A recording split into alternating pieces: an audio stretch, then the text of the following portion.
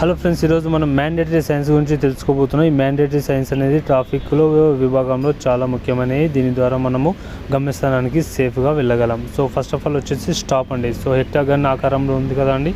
So next వచ్చేసి give వే అండి. Give వే అనగా సో పెద్ద జంక్షన్ కానీ ఉన్నప్పుడు ఎక్కువ ట్రాఫిక్ ఉంటుంది కదా, వాళ్ళకి దారిస్తూ మన జంక్షన్లోనికి చిన్న రోడ్ నుంచి పెద్ద రోడ్ లోపలికి వెళ్ళడానికి ఈ సింబల్ జాగ్రత్త గురించి తెలియజేస్తుందండి. నెక్స్ట్ వచ్చేసి స్ట్రైట్ ప్రొహిబిటెడ్ అండి. అంటే స్ట్రైట్గా వెళ్ళడం నిషేధించబడింది. అక్కడ రోడ్ ఉంటుంది కానీ స్ట్రైట్గా వెళ్ళడం నిషేధించబడింది.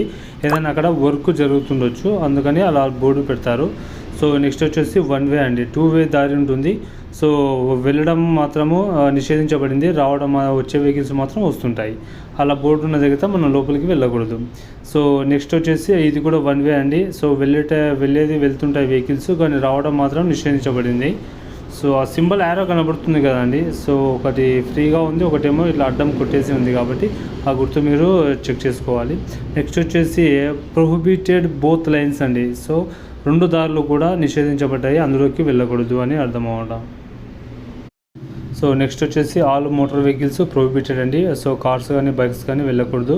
సో నెక్స్ట్ వచ్చేసి ట్రక్స్ ప్రొహిబిటెడ్ అండి. అంటే ఒక రోడ్ ఉందనుకోండి, ఆ రోడ్ ముందు ఈ బోర్డు ఉందనుకో, సో మన రోడ్ లోపలికి పెద్ద పెద్ద వెహికల్స్ ట్రక్స్ తీసుకెళ్ళకూడదని అర్థం అన్నమాట. సో నెక్స్ట్ వచ్చేసి బుల్ కార్డ్, హ్యాండ్ కార్డ్ అనేది మనకు జట్కా బండి ఉంటుంది, అది ఎద్దుల బండి, అవన్నీ రోడ్డు పైన నిషేధం అని తెలియజేస్తుంది. తర్వాత వచ్చేసి ఇది కూడా బుల్ కార్డ్ అండి, ఎద్దుల బండి కూడా నిషేధించబడిందని అర్థము. ఇది వచ్చుకొని జట్కా అంటే గుర్రం బండి కూడా మనకు నిషేధించబడిందని అర్థము. సో ఇక్కడ హ్యాండ్ కార్ట్ అండి. హ్యాండ్ ద్వారా మన తోపుడు బండి తీసుకెళ్తాం కదా, అవి నిషేధించబడిందని అర్థం అన్నమాట. సో నెక్స్ట్ వచ్చేసి సైకిల్ ప్రొహిబిటెడ్. సో ఆ రోడ్డు పైన సైకిల్ ప్రొహిబిటెడ్ అని అర్థం అన్నమాట. ఎందుకంటే మనకు హైదరాబాద్లో ఇన్నర్ రింగ్ రోడ్ ఉంది కదా, సో అవుటర్ రింగ్ రోడ్ ఉంది కదా, అవుటర్ రింగ్ రోడ్లో సైకిల్స్ ప్రొహిబిటెడ్ అండి. సైకిల్స్ వెళ్ళకూడదు. అలాంటి చోట ఈ సింబల్స్ ఉంటాయండి. ఫ్లైఓవర్స్ పైన కూడా సైకిల్ ప్రొహిబిటెడ్ అనే సింబల్ కూడా ఉంటుందండి. సో